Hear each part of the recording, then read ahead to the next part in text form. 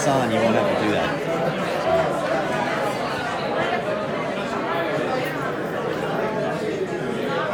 Good morning, everyone. Good morning. Good morning. Welcome. Good morning and welcome to the Big Breakfast. Thank you for coming. I'm Chris Reed. This is the beginning of our 11th year at Big Breakfast. This is the 86th event.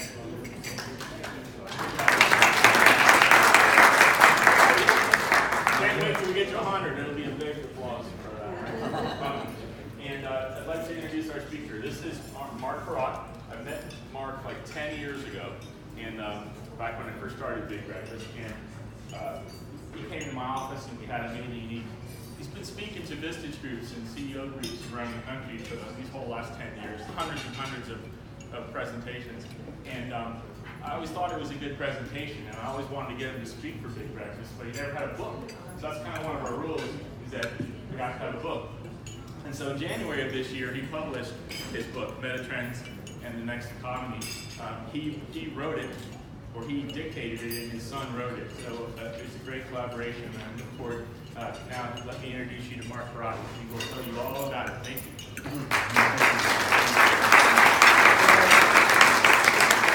Thanks for having me here. Like Chris said, you're about my 350th or so of things like this, dealing with business owners and CEOs. Well, really early on in my speaking career, can you guys hear me in the back okay? Sure. Okay, so early on in my speaking career, I used to hand out my own evaluation sheets. And I was speaking to a group that had turned out to have been together for 37 straight years. This was in Chicago, and when I handed out the evaluation sheets, there was one person in the room that kept asking me way too many micro-oriented questions. He asked me 8 in a row, and after his 8, I timed them out because I started to recognize, hey, speaking to CEOs is not like speaking to any other group. This guy's in jeopardy of hijacking the entire presentation and accidentally shoplifting the value in the room. And that's one of the things that I pride myself on, is making sure everybody here walks away with some value by the end of the presentation. So what I timed them out and I said, I want to respectfully decline from answering your question. And what he said was, he said, okay. Because I slid up my cell phone number, I said, how about you and I continue this offline? Because I kind of like nerdy conversations. It's just, it wasn't consulting at that moment for his company. So he said, okay. And then at the end of the presentation, when they handed in their evaluation sheets, you could score me on a 1 to a 5, 5 being the best. He was the only person in the room not to give me a 5. He gave me a 3. How I knew it was him is he wrote on his piece of paper, I gave you a 3 because you didn't answer my question.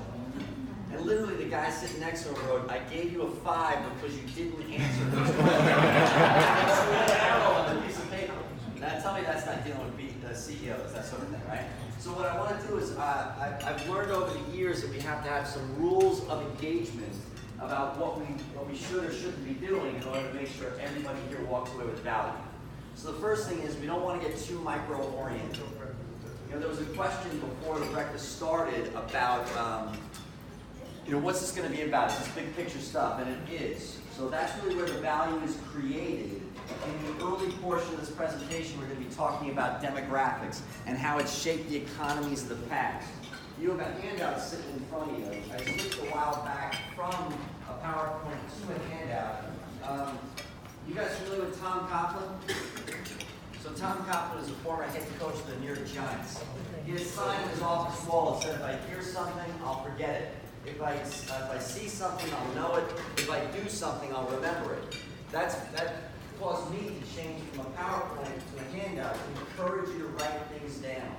This is a little bit treacherous for the next generation because they don't really like to write things down, do they? Well, there's science behind this, and if you write things down and you write in cursive, you are significantly more likely to retain what I have to teach you here today. And sometimes when you hear speakers, they want to create a dependent relationship with the speaker, with the audience, right? I'm not interested in that. I don't want to be the source of reason and education in your life. I want you to be that for everyone who's counting on you. So what I'd like you to do is write things down. Anyone here not have a pen? Okay, so there's quite a few over here, so let's see if we can get them pens. Right, so You're what I'd like you to do is $2 deposit. a little more. $2 deposit. Do you need these? Thank you so much. Any more of those? Thank you. Yeah. Get some more pens back. There's 3 more. You good? All right, sounds good. All right, so what I want you to do is you open up your hand up to the first page. We're going to go down to the exercise in the lower left-hand corner. So I'm going to ask you a series of questions, and I want you to answer them as best as you think possible with a raise of hands. So how many people get some more here, pens. 30-year-olds, spend the most money in America today? Show of hands. All right, so I'm just going to add this up here. You got 1, maybe 2. And the gentleman in the drive hasn't got it. He sat down late. The first rule of this game is it's a game. All right, so how many people think 30-year-olds spend the most money in America today? We got 1, 2, 3, 3. Okay, so how many people think 50-year-olds spend the most money in America today? Now look around the room. That's the majority of the room, right? 60-year-olds spend the most money in America today. You got 1, 2, 3, 4, 5, 6, 7. All right, so obviously the majority was 50-year-olds. How many people think 30-year-olds produce the most for their business or corporation? 30-year-olds produce the most for their business or corporation. Oh, we got one guy over here. All right, 1, 2, 3, 4, 5, 6. All right, so write that number down, 6, right? How many people here think 50-year-olds produce the most for their business or corporation? All right, so we got, again, it looks like the majority of the room. 60-year-olds produce the most for their business or corporation. We got one guy over here by himself, one brave guy, two guys maybe even who are 60 years old. Right? Chris, you might want to get an HR speaker in here. I'm sensing some ageism in the room, okay? I'll write that down. All right, so how many people think 30-year-olds earn the most? How many people here think 30-year-olds earn the most? All right, now that's a pretty typical answer, but the reason why I still ask it today is I was doing this presentation 4 times in Palo Alto. And I asked how many people here think 30-year-olds earn the most. I would have thought all the hands went in the air, standing ovation kind of a thing. They also said none all 4 times. That's shocking. You guys can shout. So 50-year-olds earn the most. 50-year-olds earn the most. Well, that's definitely the majority of the room. 60-year-olds earn the most. All right, definitely kind of a minority, but not so bad from that ageism point of view. Invest the most. Right, 30-year-olds, nobody's ever said 30-year-olds, only an asking. So 50-year-olds invest the most. All right, that looks about 50-50 to me. 60-year-olds invest the most. Yeah, that's about 50-50. The actual answer to all the above is 50 years old. Circle the 50-year-olds. So the first takeaway from this presentation is understanding how important the 50-year-old age group is to any economy in the world, even the under-industrialized economies. And you can find out that information for free from the CIA. Yes, the Central Intelligence Agency studies demographics of every country in the world, and then they give it away to us for free. It's called the CIA's World Book of Facts. Does any company here have an international footprint? Oh, we got 1, 2, 3, oh, that's quite a few. Okay, so then turn the page, lower right-hand corner on the next page, page 5. Page 5, that's 3. The other page 5. All right, so page 5, what you'll see on that lower right-hand corner is something called an age pyramid for Canada.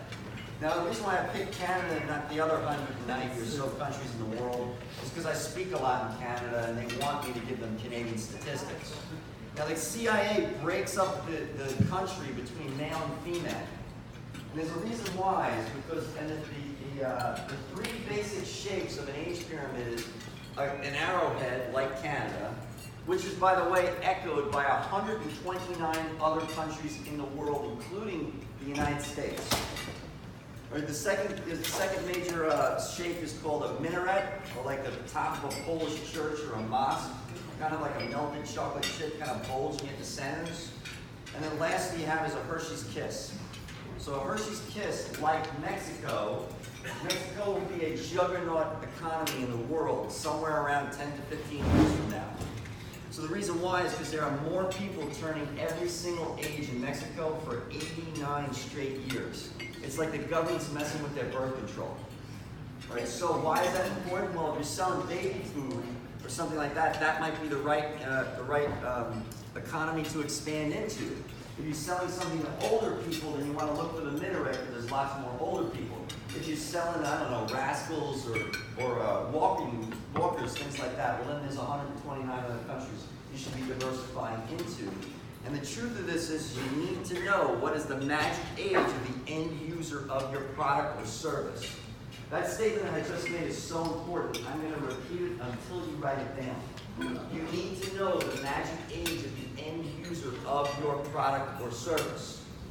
You need to know the magic age of the end user of your product or service.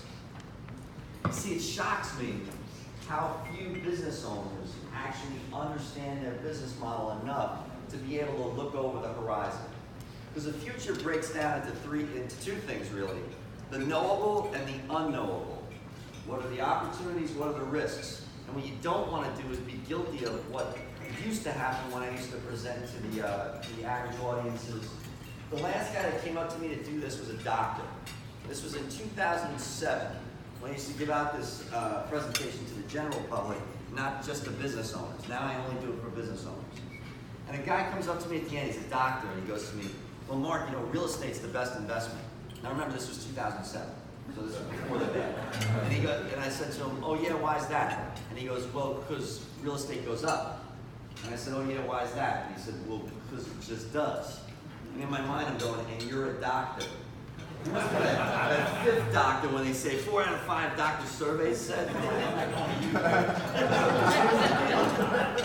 If you don't know what's causing your market to expand, you will not know when or why it contracts on itself. So I'm going to ask you to do a series of analyses of your company where you can actually predict the health of it going forward after we take a quick 10-minute break or so after we do a little bit more of this demographic information, okay? So you need to know what the magic age of the end user of your product or service is. So turn back to page 3. Now this, I want you to write things down. Page 3, dude. I'm picking on you the rest of this presentation, you know that, right? It's always dangerous sitting down here for meetings too, right? Okay, so, now before I teach you about this chart, this is the most important chart I have to show you here today. So someone said that I don't use a lot of statistics, but the statistics are really important that I talk about. And this is proprietary. You can't get this from the CIA. It is chapter 8 in the book. So that is, you can do a deep dive on it there. The book is actually designed to be a compliment to you. That's my guess is, Tim, that there are people counting on you to succeed. Am I correct? Yes. There's a lot of employees, or is it just family that's counting on you? 10 employees. 10 employees. Okay, so what happens is the book is designed to teach the employees what you're learning here today. So it'll supplement what you're learning here and maybe give you a little bit more deeper dive into it, but it's really for them. So that this way you can have them read the book and make sure your company is steered in the right direction. This next exercise, I'm going to attempt to prove to you how predictable the common man really is. Now I got to give you a caveat. So there's some Vistage members here and some Vistage chairs here. They get to score me electronically. Now I don't pay attention to that stuff anymore because it's kind of a bummer. It's like dealing with like internet trolls saying like, I like your shirt or something like that. Like that matters, right? So I don't pay attention too much to it anymore. The last time I looked at it, I got to assume it was a millennial who said this. I got to assume it was a dude. You know, because remember how the CIA breaks down the world into male, female? You know why they do that? Because the mission of the CIA is to know where there's going to be hotbeds of violence. Well, if you know where a lot of young males are, young males do smart things or stupid things. Stupid things, right? Look at all the ladies over there. So the situation like that, right? Were you making better decisions when you were 19 years old? I don't think so. Right? They make a lot of stupid things, a lot of crime, a lot of violence, a lot of drugs. They can actually tell you decades in advance which countries are likely to have violent revolutions based on how many men are of a certain age. So it's so predictable, you never hear about it in the press. Why not? Press isn't interested in predictable. The press only wants to cover the unpredictable, especially if it's a potential crisis or an existential threat. You know what I'm talking about? Perfect example is Shark Week on Discovery Channel. You are 5 times more likely to die from a vending machine accident. But there isn't vending machine week on Discovery Channel for a reason, right? So what happens is when you have a lot of young females, you tend to get cultural revolutions. When you have a lot of young males, you tend to get violent revolutions. It's just kind of the way it is. So then eventually that generation ages out into stupidity. Like I was driving through Central, I'm actually from New York, you can probably tell from my accent. But I'm driving through Central Park and it comes over the radio how they're having a gangster rap reunion in Central Park. And I'm like, they let them get back together? And then I realized, oh man, these guys are like grandfathers now. They can be like comparing medications, not shooting each other anymore. Like eventually a generation ages out of doing the stupid stuff. So, but it turns out we do predictable things through intervals in our life that's predictable decades in advance, because it's really hard to manufacture people, right? So this one millennial, like I was assuming this millennial said in the electronic surveys, I don't know why Mark Parrott talks about the baby boom generation anymore. They're no longer relevant. Now that's a special kind of stupid. Right? So I'm thinking like, it's so stupid, I can't even well you can't claim it's ignorance, because I just taught the guy why it's significant, right? So the reason why we're going to talk about the baby boom generation for this chart is because they've hit every rung on the ladder that I'm about to talk about. You can't know what a millennial's going to do for assisted living facilities or retirement homes because they're not that age yet. Fair? So in other words, don't be stupid like that guy. I got to assume he's a guy. All right, so how old were baby boomers when they moved out of their parents' home? This is a code for audience participation. 22, 25. Why'd you say 22? No, that's Why'd you say 22? 24. 22. 22 is the peak age of that bell curve, so write that down. 22. You can't get this information for free anywhere else. All right, so we got 22. How old were they when they got married? 25. 25.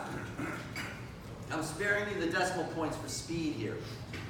How old were they when they had their first child? 28. 27. How old were they when they bought their first home? 30. 31. Now bear in mind, these are national statistics. In your neck of the woods, they might vary a bit. And you can actually know this stuff too for a multitude of reasons. You can actually know how many people are moving to your area of Florida from engineering planning boards. So, and more importantly, you can know how many people are sticking, because not everyone stays, right? You know what North Carolina's called? It's called a halfback. Like they moved from New York, but they didn't like Florida, so they moved back halfway back to North Carolina.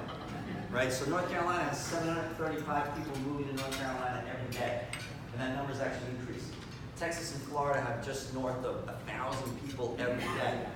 I saw in my travels the plans for West Palm Beach, and evidently there's going to be a West Palm Beach. They're really doubling the size of the city. Am I wrong?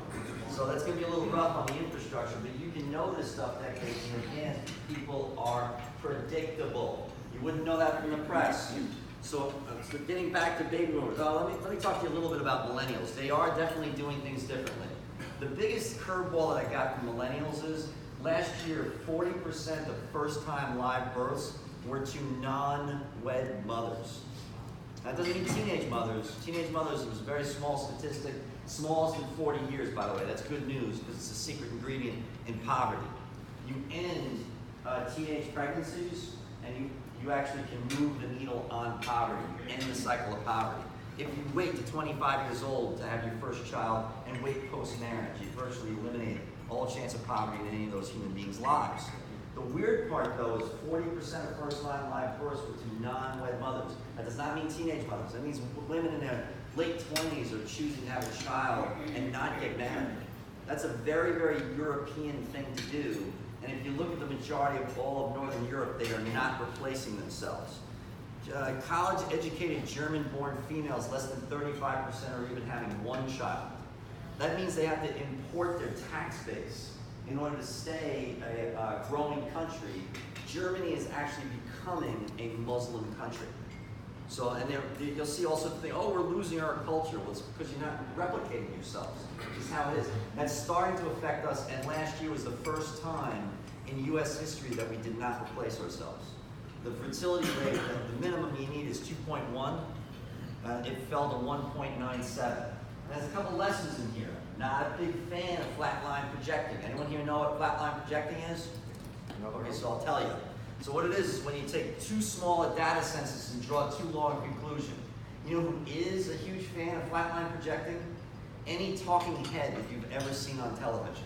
They love that stuff because they can manipulate the information to make you think the world is coming to an end and we're on the edge of the apocalypse. So you pay attention to it like you do Shark Week. So it is the apocalypse du jour. It's not that big a deal.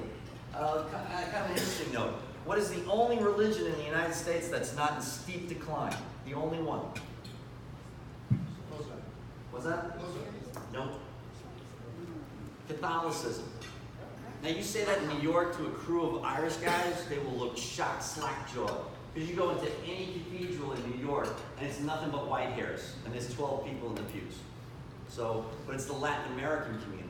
So it's the Latin American community have replicated themselves more than the rest of us. So what ends up happening is they're the fastest growing demographic in the country, and believe it or not, it's holding Catholicism even. Every other religion is in steep decline. All right, so back to this. Back to 31 years old is when they bought their first home.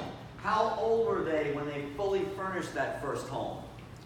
35. 36. How old are they when they bought a trade-up house, if they ever did? 42. So how old were they when they fully furnished that trade-up house, assuming they bought one? 46. So how old are they when they buy a vacation property? 52. How old are they when they buy a retirement property, if they ever do? 70. Yeah, I get a wow. Like people look at me like you just did, bro. And they're like, whoa, what does that mean? I'm not actually quite sure. And the reason why is because I don't know if that's assisted living facility or 55 and older housing. I got a nagging suspicion it's a combination of both. What timeshare? What's that? I don't know a timeshare, but it's just not. I don't have a big demand. But the real lesson here is, with the retirement homes, I don't know and I don't care. And the reason why I don't know and don't care is I have no clients or any members in Visage that are in that space. So what ends up happening is the real moral of that statement I just made is if you're in that space, you need to know and you need to care. The moral of that statement is you need to know the magic age of the end user of your product or service, because if you don't, you've never done strategic planning ever. Now, I accuse companies of this all the time. Sometimes they push back. They're like, Mark, you just did a strategic planning summit. Yeah, did you analyze your key relationships to know whether the check's going to continue to cash or not for the next decade? And I don't think so. And if you didn't do that, you've never done strategic planning ever. So how many companies here are B2B? So how do you know your best relationships are going to thrive going forward in the next decade? Anyone here confident they are? So what evidence do you have to support that claim? The size of the baby boom generation, because I'm in telecommunications serving the assisted living facility. Okay, so then, all right, the next layer, I like what I'm hearing, so there's some evidence behind this. So you know what the next generation does? They'll tell you, well, I feel like it's this, and I feel like it's that. Like feelings are evidence. I don't think so. I know judges taking that in court of law, right? So, how many employees do you have? 10. Okay, so do your employees know what you just said? No, I don't think so. Should they? Yes. Yes, hell yeah. So what ends up happening is you need to have an uncomfortable conversation with your sales force. How many people have sales forces here? I'm just going to clue you in on something. I want you to write this down. Sales forces lack vision. Shocker of shockers. How many salespeople here? So you're great at relationships, right? There seems to be a correlation between being great at relationships and not looking over the horizon. The mistake that I hear from sales forces all the time is, oh, well, if the check cashes, they deserve a relationship with our company. Oh, no, no, no, no. Now, don't get me wrong here. I'm not saying don't take the business. No, no, no. Take the business. Don't assume the check's going to continue to cash for the next decade. See how that works? So what I'm really asking you is, are you investing your energies in the right direction? Are you chasing businesses that are actually going to thrive going forward? How are we doing on time, Chris? Got 35 minutes. All right, cool. Here's what we're gonna do. We're gonna break you guys off into your tables, right?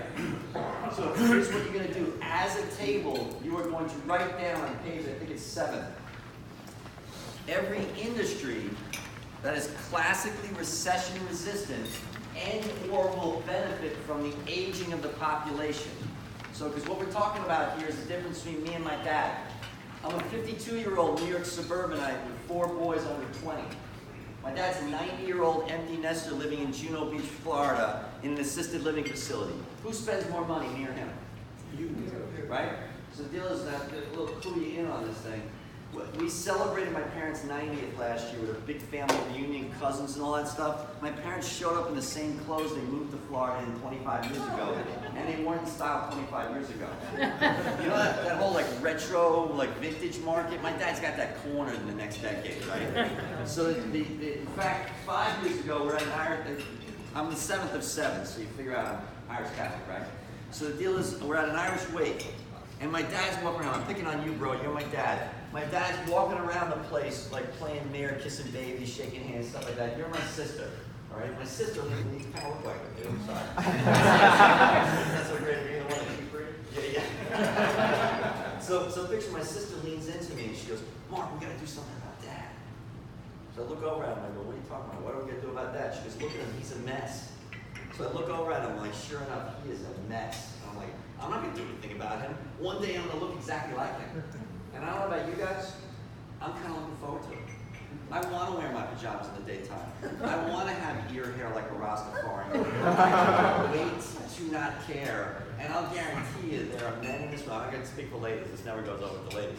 I will guarantee you there are men in this room that feel the same way. Who here cannot wait to not care? Am I the only one? Hey! I actually own pajamasinthedaytime.com. Give out fashion advice for fashion idiots just like me. All right, so what are we talking about here? We're talking about the difference between a hurricane and a hurricane. You know the difference? You guys losing to my accent? Come on, something like South Florida, like this, like half of you in New Yorkers, right? So the deal is, it's a hurricane and a hurricane. When you're 25 years old, you know what a hurricane is? It's a drink in New Orleans. You know what it is when you're 75 years old? It's a cane you buy on late night television, like this thing, right? It's about this size. If you let go of it, it snaps into a cane. It's got a knuckle joint in the bottom of it, 3 prongs. You can put it on any land terrain, you won't fall over. It's a hurricane, right? A hurricane versus a hurricane. Spending patterns change. So here's what I want you to do. Think classically recession-resistant business model, right? Write every one of them down that you can think of. I'm not looking for company names, I'm looking for industry titles, right? And anything that benefits from the aging of the population. Also, you're driving through a rough section of town, right? What kind of advertisements do you see? Rough sections of town are in constant recession.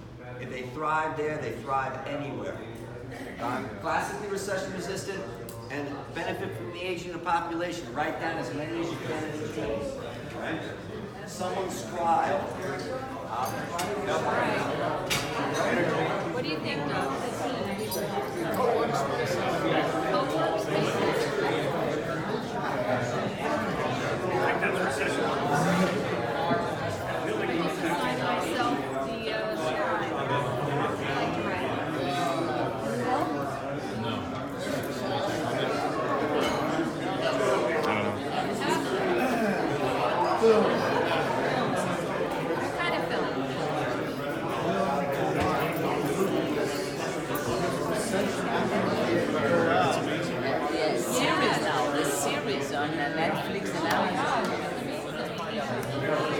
How are we doing so far? It's fine. So cool.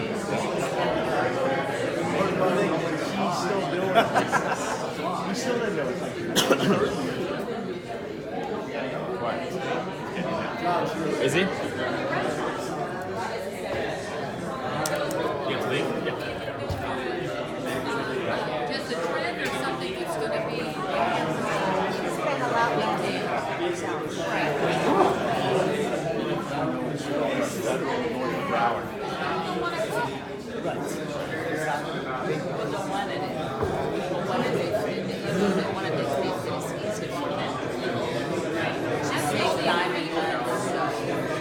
I love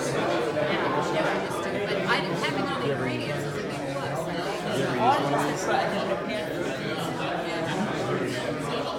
else? What did you say? I don't think I need it anymore. Okay. Yeah.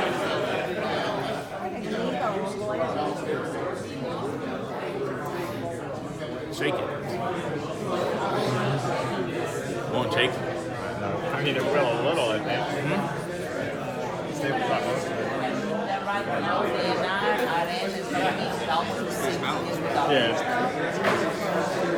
The nurses, they're pretty much the same as the It's a little weird. Like, I every don't. little thing in the It middle. like wants to drift off on its own.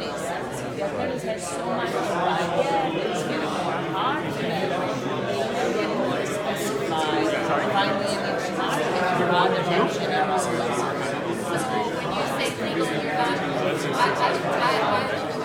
we write this down as a question or as a micro, like, I don't know, like, when you say legal, you don't mean and say legal. So just say medical and legal.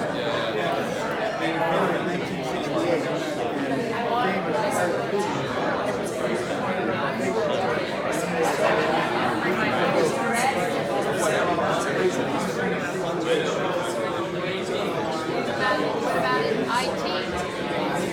Yes.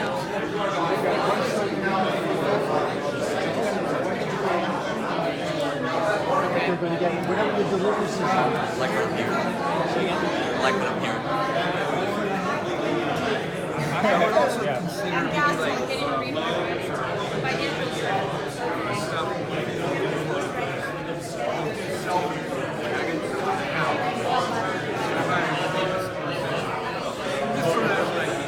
business models that benefit from the aging of the population. Okay, so that would be, well, all of these, well, that's so many. They have a sunrise office right out.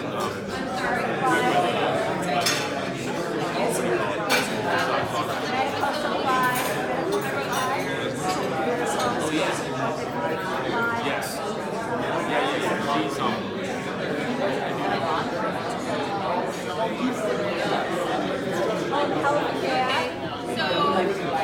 She's she's the one that does like the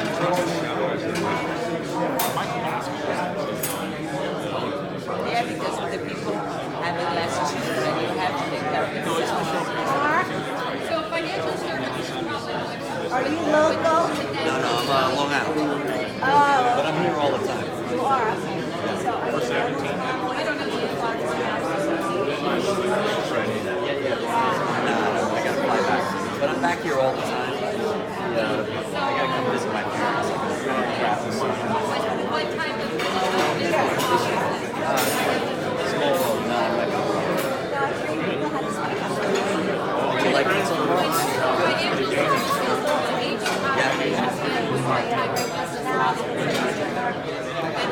Yeah, just trying to let it flow naturally. Yeah, no.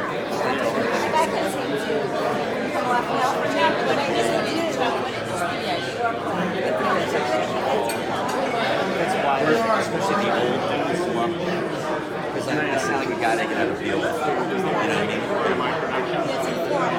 Yes.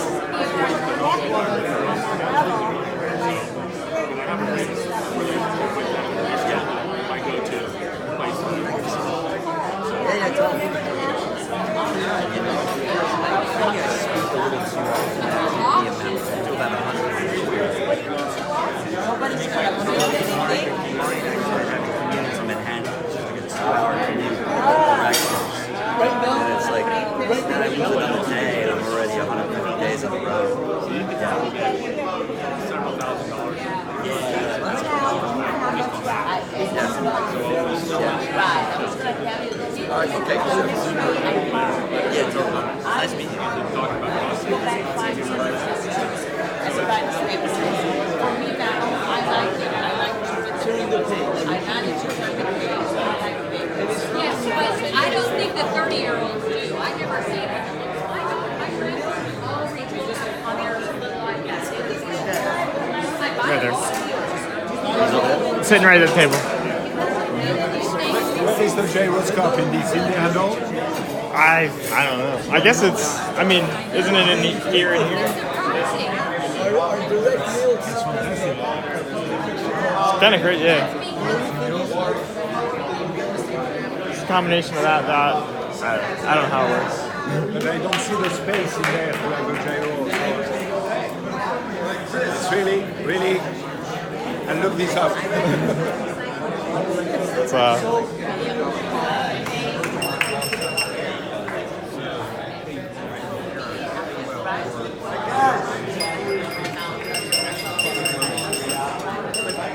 It's exercise. Here's what we're going to do. For the next few minutes, we're going to whiteboard all the answers to fill in each other's blind spots. There's actually an entire chapter in the book just dedicated to this. We did this exercise with 1,500 companies over 12 months, and all the answers, border on empirical evidence. What I would argue is these are predictable business patterns. So if I'm B2B, this is who I'd be chasing in my marketing efforts. If I'm B2C, what I want to be able to do is analyze my products that I'm offering to the marketplace or the marketplace that I'm offering it to make sure it's relevant for the next decade. So then you can feel assured that your strategic plans are durable and sustainable. That actually is what determines valuations of companies too. All right, so Chris is nice enough to volunteer here to actually do some scribing. So I'm gonna go around the room here, give you one example that you've got, just one, and make sure that it's not already on the board. What do you got? Defense industries, right? It's not on there. Yeah. Defense industries. What else you got? Burial, funeral. Oh, this is my favorite category. Write this in a different color if you can, or circle it. The death industry. Write the good ones in blue. All right. Okay, so here's the deal. The death industry is the highest ROI of any business model going forward in the next 20 years. And that industry does well in 129 countries. It's an absolute flat-out juggernaut. If you wanted your startup to get funded by Sand Hill and venture capital, you'd have to prove to them you can get a 20x multiple in 10 years. This has a 60x multiple. It's already $1 billion industry. It grows to $79 billion, excluding demand-based inflation. So if you add that back in, it's even better. So, and it's echoed by 129 other countries. So you need to get friendly with the local funeral director. He'll be the richest guy in town, right? So that one's a juggernaut. What else we got? 2 stars. 2 stars. What else you got? Healthcare. We're gonna fill in. Healthcare. Healthcare, absolutely. Healthcare, blue. What else we got? Pharmaceuticals. Pharmaceutical, pharma. What else? Pornography. All right, we got sin.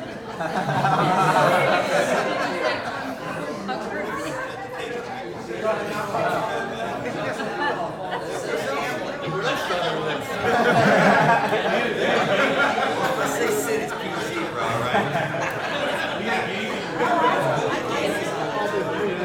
Hold on, guys.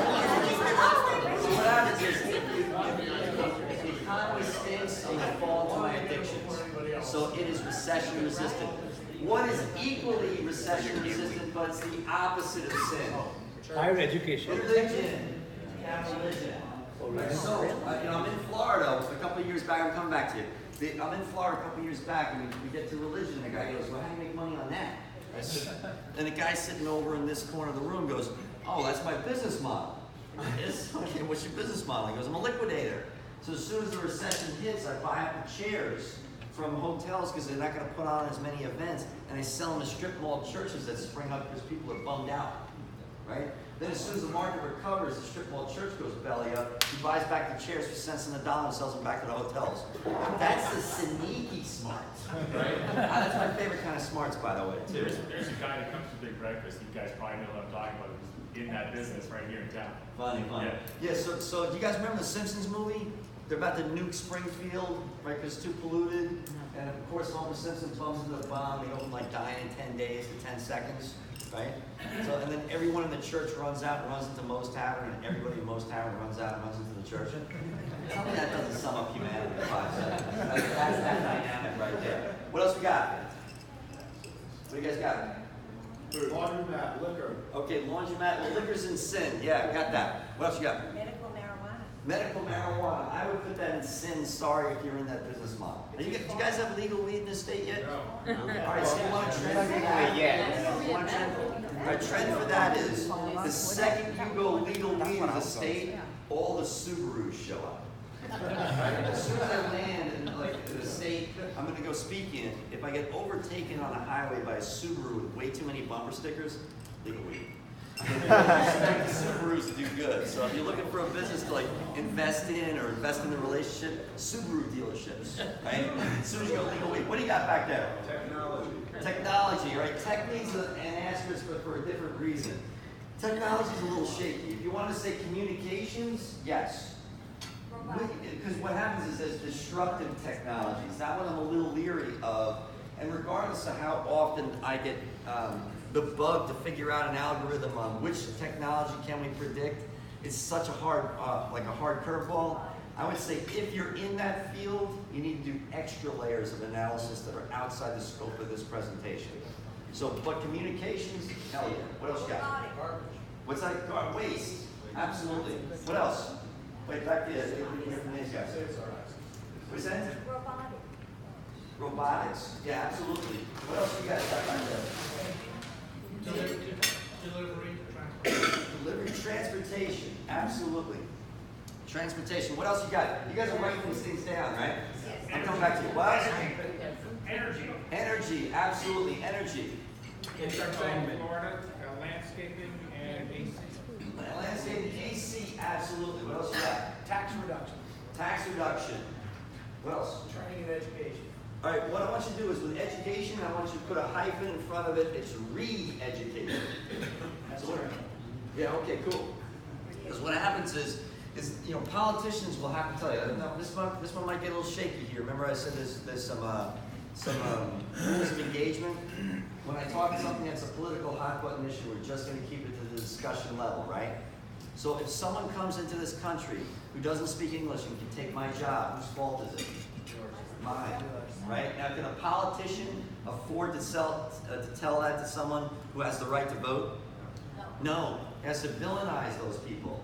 So what the real truth of it is, we have to re-educate ourselves once every 3 to 5 years. I say 5 because of the market cycle. And the market cycle is about to come back to bite us. Write this down. Yes.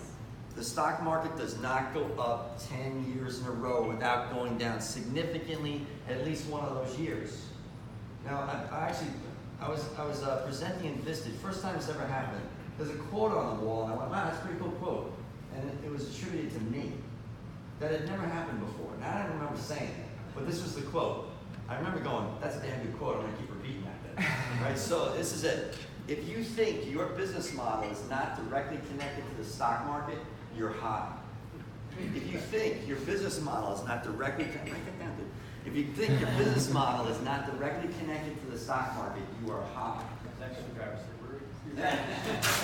So the deal is, here's the reason why I say it. Whether it's the valuation of your business, or if your business is somehow touched by financing, majority of all financiers are publicly traded. If your business, you're going to sell your business, the biggest players in the M&A market now are publicly traded companies for a host of reasons.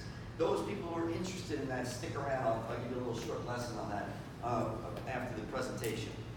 The situation, though, is as soon as the market pulls back, do you think those people get more conservative? How about hell to the yeah, right? So when they get more conservative, it becomes a buyer's market as opposed to a seller's market. So right now, if you're right to sell, should you be taking the deal? Probably yes. I'm not saying you're right, though, but probably. Why? Because we're living in the days of wine and roses right now. And the majority of all publicly traded companies are fat, dumb, and happy. The majority of all business owners are fat, dumb, and happy. Why? Because the market's up. They're directly proportional to how fat, dumb, and happy they are based on how the market's up. Now bear in mind, you can't use it as an exact reverse barometer to the stock market. Because if the market keeps going up, well, guess what they're going to be? Fatter, dumber, and happier. Those words. You see what I'm saying? So last time I was speaking in Orlando, one of the members said, now permission, colorful language? Yes. Quote. Sure. It's okay? All right, so the guy goes to me, I said, what's your takeaway? The guy said to me, he goes, Mark, I just want to thank you. I'm fat, dumb, and happy. You just reminded me how much it sucked. So here's some homework. I want you to go back to 2008 and 2009. Do the analysis if you were in business to see how long was it till you felt the bag. That's how long of a seismic warning you have. Now, if you can add to this group and Vistage, trucking, manpower, pallet, and packaging. So you chase those relationships. Guess what are the canary in the coal mine to the economy? Trucking, manpower, pallet, and packaging. You get those 4 business models in this room, and then just give them your cell phone number. That's what any truckers, manpower, pallet, or packaging? Nobody? You got one? Okay, write this down. 516-659-0151. 516-659-0151. Guess what that is? That's my cell phone number. Like, dude, don't abuse it. In Buffalo, they text me how much the New York Jets stink. like I don't know. You know what I mean? So in fact, I met Joe Namath down here 4 years ago, and I was like a 5-year-old girl at the Justin Bieber concert. I was like, it's Joe Namath, right? And the deal was, I should have smacked him for making me a Jet fan, right? So I apologize to you Miami fans, but don't get twisted around your axle. We're all playing for second place anyway. It's like always the bridesmaid, never the bride. Just because of the Patriots, like one day that guy's going to go to the Hall of Fame, and it will be the happiest day of my life. Right, so the deal is so don't abuse it, but let's stay in touch. So what ends up happening is those are the canary in the coal mines. The exercise I'm asking you to do is go back to 2008, 2009, and do the analysis to see how long a warning you have. Then surround yourself with relationships that are early warning devices. So you can know, am I a leading indicator or am I a lagging indicator? If you need me to walk you through it, I will return your phone call. Just, he gets to call me whenever. You guys don't get to call me whenever, right? So if anyone wrote down that cell phone number, send me a text message first, and I'll get back to you within 24 hours. Fair? But you got to do the analysis. Some guy in Santa Cruz sent me his financials on Friday at 11 o'clock at night. But I happen to love the chair in Santa Cruz. He's the guy who trained me. So I sat down with the guy, and what he was saying was, am I a leading indicator or am I a lagging indicator? That always depends on the vantage point of the person doing the analysis. To some business models, all businesses are leading indicator. To some business models, all businesses are lagging indicator. If you do this analysis, then you can control the budgeting the right way. Then surround yourself with those people, give them your cell phone number, talk them in off of ledges, because when your life stinks, their life really stinks, because they have no seismic warning. They can be your seismic warning. Where'd you go, Chris? So get them in here when you can, right? So if you want, I can give you a campaign about how to attract their business.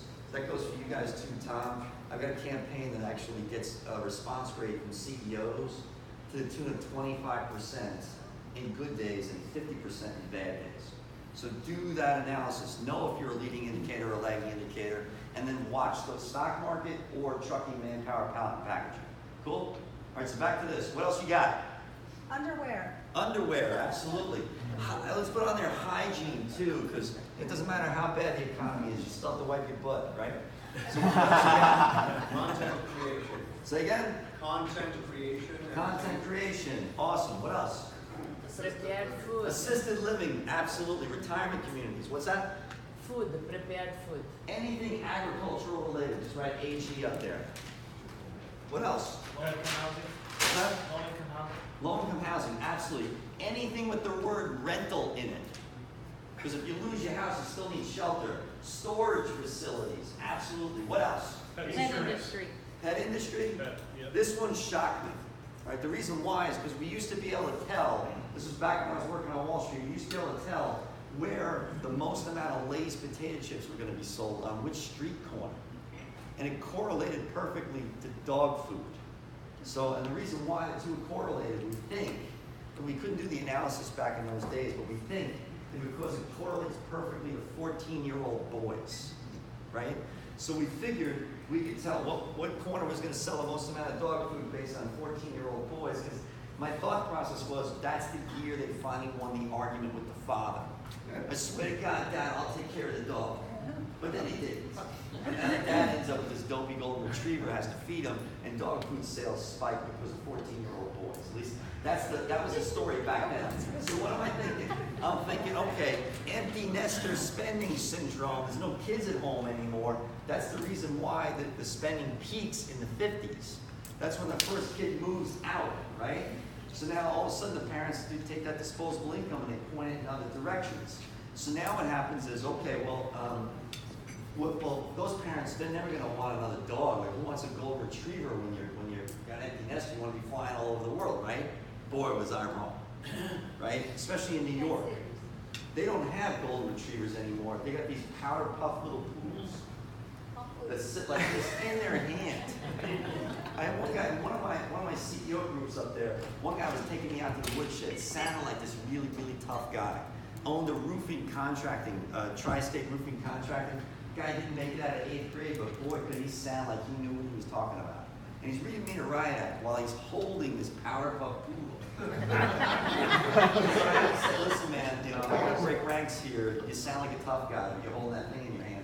I'm pretty sure that's not a dog. I'm pretty sure that's a cat. There's no way you're a tough guy anymore. Just I'm not believing it, right?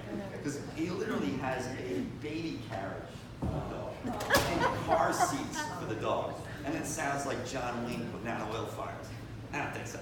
So the deal is that is an epidemic in New York. They literally put the dog in a baby carriage, walking around town. They get the dog a gym membership because it doesn't get enough exercise. Whatever. I mean, is that a juggernaut? It's up 187%, people. It's the fastest growing market of any market. So was I wrong on that? Like crazy wrong, because I don't want to have a dog. I want to go travel the world once I got in there. We have 4 boys. Can't wait to like unload them, get them off the payroll, and then I'm gonna go have some fun. I get tied to some powder puff dog walking around with a baby carriage. But it turns out that I'm abnormal for a multitude of reasons. Maybe you figured out already. But the deal is that normal people, they want to be committed to things. They want to take care of stuff, but they don't want to wipe its butt, and they don't want to pay for its college education anymore. So what does that sound like? Powder puff poodle, right? So what else we got? Anything? Liquor.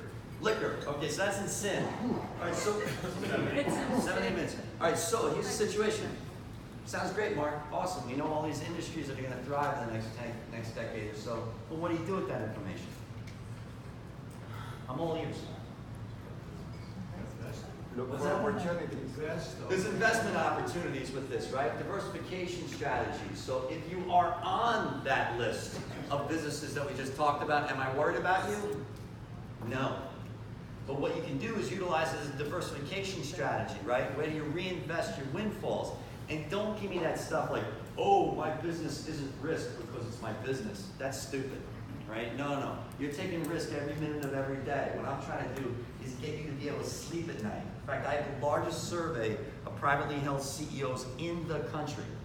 87% of them, 87.7% report trouble sleeping at night. Sound good? Now, I got to think some of that's prostate problems, but not all of them. So I want to move the needle on the not all of it stuff, right? I want to make sure that you can sleep better at night because you're properly diversified, right? But that investment strategy spills over into acquisitions too. Anyone ever here dealt with a deal? You know, bought or sold, something like that? So you're familiar with what due diligence is, correct? Yes. You know what that's code for? It's code for I'm not going to pay you what I promised you. Right? So what happens is I'm actually a certified mergers and acquisitions advisor, although I don't practice. I teach it as a lesson. So the situation is, what can you do? You can diversify even the company you're in. So through acquisition. And then know whether that business model is durable, sustainable based on their clientele. Sound good? Now, when you sit across the table from a bigger acquirer, which is really common these days, why is the M&A market going crazy right now? Because people are fat, dumb, and happy. And publicly traded companies can't afford to think strategically, can they? No. See, they tell you they have a strategic plan. Do they? No, because they have heroin addicts known as stockholders. Right? So they have to change their strategic plan every 90 days. So unless your definition of a strategic plan is 90 days long, they don't have a strategic plan. They cannot be patient. So what you have to be able to do is sit across the table from them and be able to show why you are so well diversified that you're durable and you're sustainable. How do you do that? The second aspect of investments isn't just stocks and bonds. It's also acquisition strategies and making yourself aware of you being part of their diversification plan. Cool? What's another application for this? How many people here are B2C? Well, how do you know that your best products and services are actually right for the market? I would argue you're not B2C. I think you're B2B. Well, my other business, I'm a florist. Okay, all right. So So, that's B2C. as a florist, so do you like the first thing I'd be analyzing within the trend industry is to say, okay, what's the magic age of the dude that mostly buys the flowers? Assuming I'm a dude, so I'm going to be somewhat sexist about flowers. 47. All right, so it's 47. So, do you know how many 47-year-olds that are in your zip code right now? No. All right, well, you can. MyCongressionalDistrict.com. It's actually my congressional district at census.gov. So you can put any zip code in the United States into that my congressional district. It'll spit back all the useful demographic information for you. And right now we're on a burgeoning science. It's GIS. They're combining that information with global satellite positions, so you can actually see where everybody is. Wow, right? So if you're a grocery store, you know, like you're selling stuff, like this guy in Redondo Beach goes, Mark, how can I utilize this? I'm a biochemist. I said, well, do you know the magic ages that buy all the products and services that you sell to grocery stores? He said, yeah. Well, then go sit down with the purchasing agent or instruct yourself what to do.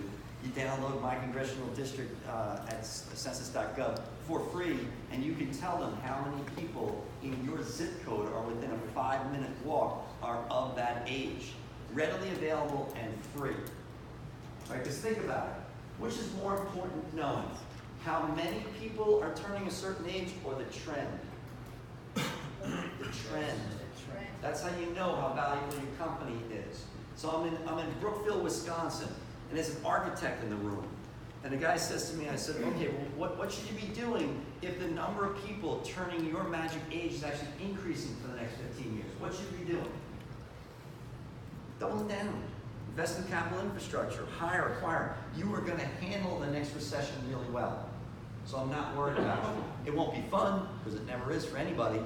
Because notice I said recession resistant before, not recession proof. So what do you do if the number's decreasing for the next 15 years? What should you do? Exit the business. Right? It's very intellectual. I like the answer though. You know what this guy said? He goes, sell my company to somebody who doesn't know that. I was like, right, now this is Brookfield, Wisconsin. This wasn't Stanford or Harvard or whatever. And it was an architect. Any architects here? All right, so we can beat them up. All right, so what happens is that the guy goes, I'm actually guest lecturing at the University of Cincinnati's architecture department. And I said to the guy, would you ever let an architect run your company? You know what the universal answer in the room was? No. Hell no.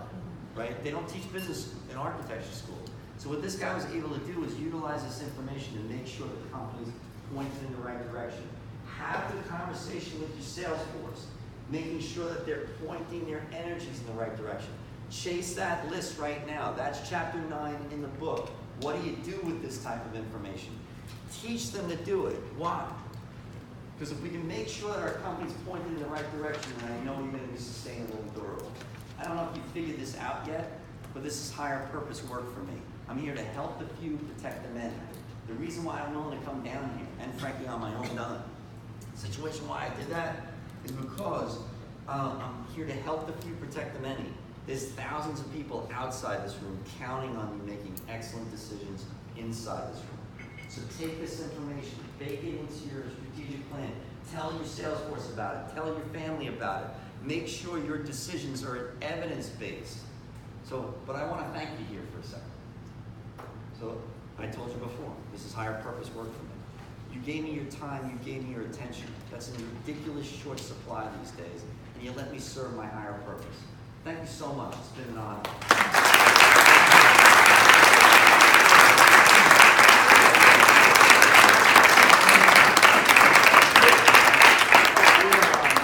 We're going to set up at the table there with books. We have books for everyone, and Mark will be signing them. Just a couple of announcements. We do big breakfast just about every month, not in January, not in July.